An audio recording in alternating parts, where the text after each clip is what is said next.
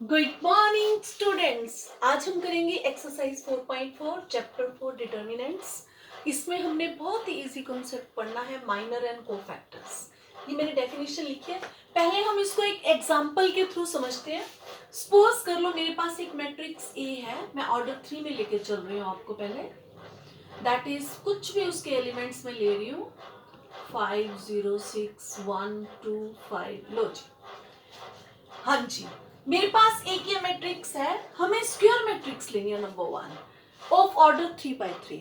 Then minor of the element, इसमें ये element क्या है? ये एलिमेंट है A11, ये है A12 और ये है A13।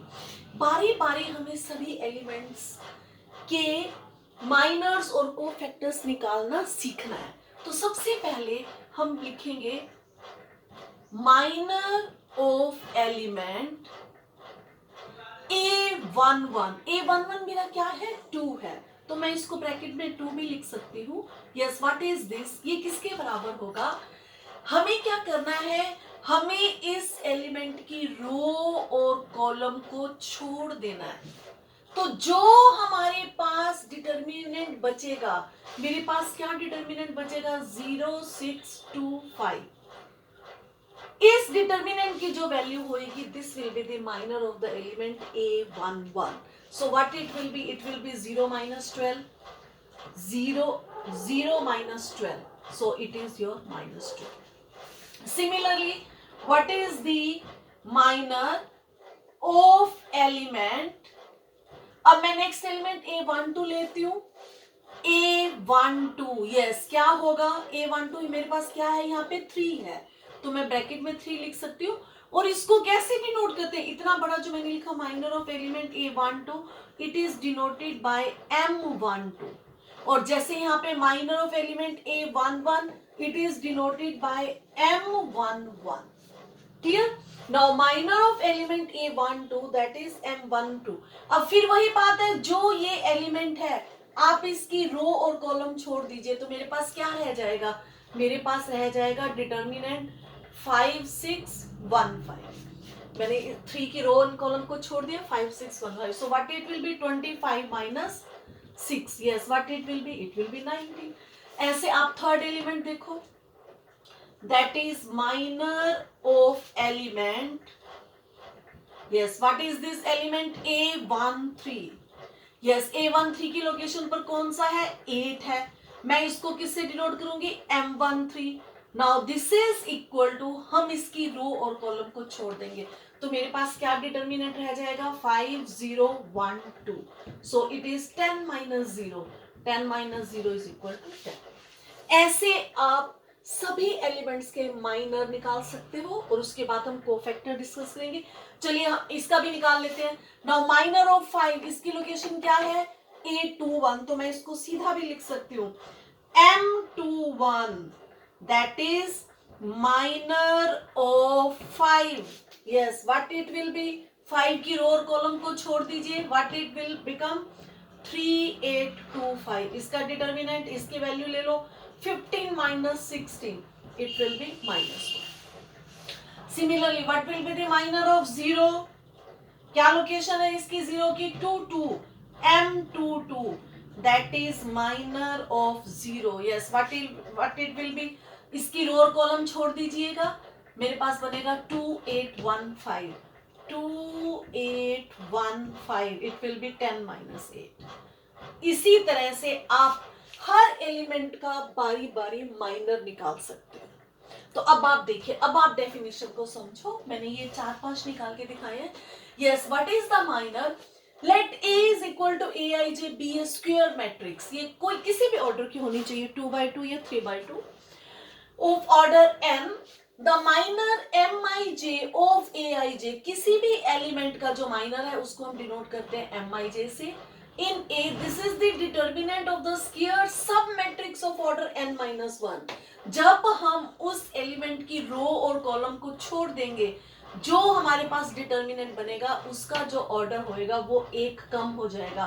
अगर ये 3 है तो वो 2 हो जाएगा, अगर 2 है तो वो 1 हो जाएगा। मैं 2 वाला भी करके दिखाती हूँ आपको। obtained by leaving the ith row and jth column। जैसे A11 था, तो मैंने किसको छोड़ा, first row first column, A12 था तो मैंने किसको छोड़ा, first row second column, that is ith row and jth column. ये डेफिनेशन अब आपको एकदम क्लियर हो गई होगी। क्लियर, इस तरह से आप सभी का माइनर निकाल सकते हो। अब सपोज कर लो अगर मेरे पास 2x2 ऑर्डर का डिटर्मिनेंट है, कैसे, सपोज कर लो, सॉरी, मेरे पास कोई एक मैट्रिक्स है 2x2 ऑर्डर की, माइनर एंड कोफैक्टर्स जो होते हैं वो एलिमेंट्स के होते हैं, और जो एलिमेंट्स होते हैं वो मैट्रिक्स के होते हैं, वो डिटर्मिनेंट की नहीं होती है। एनसीईआरटी में थोड़ा गलत प्रिंट हुआ है, तो आपने इस बात को ध्यान देना है। अब सपोज कर लो मेरे पास एक मैट्रिक्स है 2 ऑर्डर की, क्लियर, और मेरे को इसका माइनर निकालना है A11 का। Yes, what is the minor of A11, what it will B, इसकी रो और कॉलम को छोड़ दो, केवल ये 5 का डिटर्मिनेंट, दैट इज योर 5, एक सिंगल ऑर्डर का रह जाएगा। अगर ये 2 ऑर्डर की मैट्रिक्स है तो माइनर किसका डिटर्मिनेंट होएगा, एक ऑर्डर का होएगा। और ऐसे ही yes, what will be the minor of A12, ये मेरे पास A12 है, इसकी रो और कॉलम छोड़ दो, 0 रह जाएगा, 0 का डिटर्मिनेंट 0। यहाँ पे ये डिटर्मिनेंट है, मॉडुलस नहीं समझना। M222 ये मेरा एलिमेंट है, इसकी रो और कॉलम छोड़ दो, क्या रह जाएगा, 4। ऐसे M, this was M11 12, this was, yes, this was 221, sorry, this was M21 and this is your M22। ये M22 क्या है, 5 है, इसकी रो और कॉलम छोड़ दो तो हमारे पास क्या रह जाएगा, 2 रह जाएगा। दैट इज, अगर मेरे पास मैट्रिक्स 2x2 ऑर्डर की है तो उसके माइनर्स केवल एक ऑर्डर के रह जाएंगे, एक ऑर्डर के डिटर्मिनेंट की वैल्यू हो जाएगी, और अगर 3x3 की है तो उसकी वैल्यू 2x2 ऑर्डर की हो जाएगी। अब हमारा नेक्स्ट है cofactors. Yes, what is your cofactors, cofactors कुछ भी नहीं, आपने जो माइनर निकाला है बस उसके आगे आपने क्या करना है, -1 raise to power I plus j into your minors. Minor क्या निकालते हैं, Mij, माइनर को हम किससे डिनोट करते हैं, Mij से, और कोफैक्टर को किससे डिनोट किया जाता है, इसको हम डिनोट करते हैं Aij। So Aij is equal to -1 to power I plus j Mij। For example minor of element A11, अब मान लो मेरे को कोफैक्टर निकालना है तो मैं क्या लिखूंगी, A capital A11, what is this, this is the cofactor of A11। Yes, ये किसके बराबर होगा, -1 raise to power 1 plus 1 into M11। Yes, -1 raise to power 2, ये प्लस हो जाएगा। अब वही बात M11 का माइनर क्या होगा, इसकी रो और कॉलम को छोड़कर सेम डिटर्मिनेंट 0 6 2 5, इसका डिटर्मिनेंट हम लेंगे, -1 का स्केयर क्या हो जाएगा, +1, 0 -12, वही की वही सेम वैल्यू -12। कोफैक्टर मींस जो हमारे पास माइनर आया है उसके साथ हमने -1 raise to power I plus j कर देना, दैट्स ऑल। और अब आप देखो जब ये I प्लस j ये एक इवन नंबर होगा तो ये प्लस बन जाएगा, और जब ये ऑड नंबर होगा तो हमारे आगे यहाँ पे माइनस साइन एक और लग जाएगा। कैसे, सपोज कर लो A12 का कोफैक्टर निकालना है, that is A12, this is the cofactor of A12, clear, cofactor of A12, what it will be, -1 raise to power 1 plus 2 into M12। अब ये -1 की पावर ओड नंबर हो गया तो ये नेगेटिव साइन आगे रहेगा, और माइनर जो हमने निकाला हुआ है दिस इज M12, क्या वैल्यू आई है मेरे पास, 19, मैं वही सेम वैल्यू लिख दूंगी, it will be -9। Clear to everyone, इसका मतलब क्या हुआ, यहां से बस हम, मेरे को ये ध्यान देना है कोफैक्टर के साथ मेरे को ये एक चीज और मल्टीप्लाई करनी है, और जब I प्लस j का सम इवन होगा तो ये माइनर के इक्वल हो जाएगा, जब ओड होगा तो ये minus of Mij।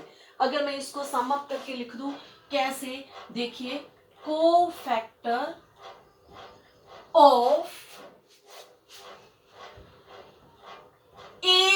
Aij, this is equal to, मैं इसको ऐसे भी लिख सकती हूँ, दैट इज Aij, कोफैक्टर को Aij से डिनोट करते हैं, this is equal to Mij if I plus j is even number and this is equal to minus m by j if I plus j, जो I plus j है ये क्या है, this is an odd number. अब देखिए कोई भी आपके पास मैट्रिक्स है, इसका जो फर्स्ट एलिमेंट होएगा ना ये हमेशा पॉजिटिव होता है, ये नेगेटिव होता है, ये पॉजिटिव होता है। मींस अगर मैं यहाँ पे ऐसे 3x3 ऑर्डर की मैट्रिक्स बना दूं तो आप यहाँ देखो ये पॉजिटिव होगा, ये नेगेटिव, ये positive, negative, positive, negative and again this will be positive, negative, positive. तो आप यहां से भी इनको देख सकते हो क्योंकि इनके साइन यही बनने हैं जाके। यहाँ पे 1 + 1 2 इवन नंबर हो जाएगा, यहाँ पे 1 + 2 3 ऑड नंबर हो जाएगा। तो अब हम इसको सम अप करते हैं। दैट इज माइनर को सबसे पहले कैपिटल MIJ से डिनोट करते हैं, जर्नल, और ये किसके बराबर होता है, उसी एलिमेंट की रो एंड कॉलम को छोड़कर जो डिटर्मिनेंट रह जाता है उसकी वैल्यू। और को फैक्टर हम इसको किससे डिनोट करते हैं, AIJ से डिनोट करते हैं, -1 raised to power AIJ MIJ।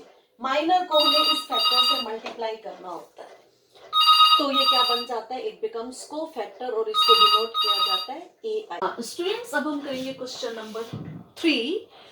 First and second question में सिंपल माइनर एंड को फैक्टर्स निकालने हैं। ये क्वेश्चन नंबर 3 किसी डिटर्मिनेंट को इवैल्यूएट करना, ये भी हम कर चुके हैं, लेकिन मैं इसमें कुछ और आपको एक्सप्लेन करना चाह रही हूँ, इसलिए हम इसको कर रहे हैं। नाउ हमें कहा गया है कि explain it by second row. Yes, expand it by second row by R2। Clear? हाँ जी, क्या होगी इसकी वैल्यू, हम पहले इसका एलिमेंट लिखेंगे। इसकी क्या लोकेशन है देखा जाए तो that is 2 into -1 raise to power, इसकी क्या पोजीशन है, A21, तो मैं यहाँ पे लिखूंगी 2 + 1। अब इसकी रो और कॉलम को हम छोड़ देंगे तो मेरे पास क्या रह जाएगा, मेरे पास डिटर्मिनेंट रह जाएगा 3823। Clear? Yes, plus second element into -1, इसकी लोकेशन क्या है, A22, 2 + 2। अब इसकी रो और कॉलम छोड़ दीजिए तो मेरे पास क्या रह जाएगा, देखिए अब सेकेंड की रो और कॉलम छोड़ देंगे 5813, इट विल बी 5813 का डिटर्मिनेंट। प्लस अब मैं थर्ड एलिमेंट लिखूंगी 1 इंटू, इसकी क्या लोकेशन है, A23, -1 रेज टू पावर 2 + 3। अब इसकी रो और कॉलम छोड़ देंगे 5312, तो मेरे पास डिटर्मिनेंट रह जाएगा 5312। क्लियर? मैं यहाँ ये स्पेस छोड़ रही हूँ जान करके, कुछ बताना है आपको। हाँ जी, अब आप देखिए इसकी क्या वैल्यू आ रही है हमारे पास, 2 into -1 raise to power 2 + 1 odd number, ये विल बी -1, और यहाँ से मेरे पास आ जाएगा 9 - 16, 9 - 16, ये anything multiplied with 0 that is 0 plus, okay. अब यहाँ पे मेरे पास -1 रेज टू पावर 5, ये अगेन -1 हो जाएगा, और this will be 5 into 2 10 - 3, 10 - 3। So what you will get, you will get -2 into -7 plus 0 plus -1 into 7। Yes, it will be 14 - 7, your answer is 7। ये तो हो गई इस डिटर्मिनेंट की वैल्यू जो हमने पहले भी सीखी होगी। अब आप जरा इसको थोड़ा ध्यान से देखिएगा, ये मैंने इसको कैसे एक्सपेंड किया, मैंने सेकंड रो से किया। ये मैंने पहले क्या लिखा, ये मैंने पहले लिखा A21 एलिमेंट लिखा, उसके बाद ये क्या लिखा, ये मैंने इसका कोफैक्टर लिखा। ऐसे ही फिर ये मैंने सेकंड एलिमेंट लिखा A22, फिर मैंने इसका कोफैक्टर लिखा। फिर हमने क्या लिखा, इसका थर्ड एलिमेंट A23, फिर मैंने इसका ये कोफैक्टर लिखा। क्लियर कर रही हूँ? मीन्स जब भी आप किसी डिटर्मिनेंट को किसी मीन्स यहाँ पे सेकेंड रो से एक्सपैंड कर रहे हो तो आपने पहले सेकेंड रो का फर्स्ट एलिमेंट, फिर उसका कोरस्पॉन्डिंग कोफैक्टर, फिर आपने सेकेंड एलिमेंट, फिर उसका कोरस्पॉन्डिंग कोफैक्टर, फिर थर्ड एलिमेंट, फिर उसका कोरस्पॉन्डिंग कोफैक्टर। ऐसे ही अगर मेरे को इसी डिटर्मिनेंट को सपोज कर लो फर्स्ट रो से एक्सपैंड करना होगा तो मैं क्या लिखूंगी, A11 into its cofactor, फिर second element A12 then its corresponding cofactor, A13 then its corresponding cofactor, meaning thereby the value of an determinant is equal to sum of the elements multiplied by their corresponding cofactors of any row or column. Students, चाहे हम इसको किसी भी रो से या column से expand करें तो इसका क्या तरीका होगा? पहले एलिमेंट, फिर उसका कोरिस्पॉन्डिंग कोफैक्टर, फिर सेकंड एलिमेंट, फिर उसका कोरिस्पॉन्डिंग कोफैक्टर, थर्ड एलिमेंट, फिर उसका कोरिस्पॉन्डिंग कोफैक्टर्स. ये मैंने इसको एक्सपेंड किया था फर्स्ट रो से. क्लियर? अगर मेरे को इसी को ही ये फर्स्ट कॉलम से एक्सपेंड करना पड़े तो ये एक्सप्रेशन क्या हो जाएगी? A11 it's corresponding cofactor.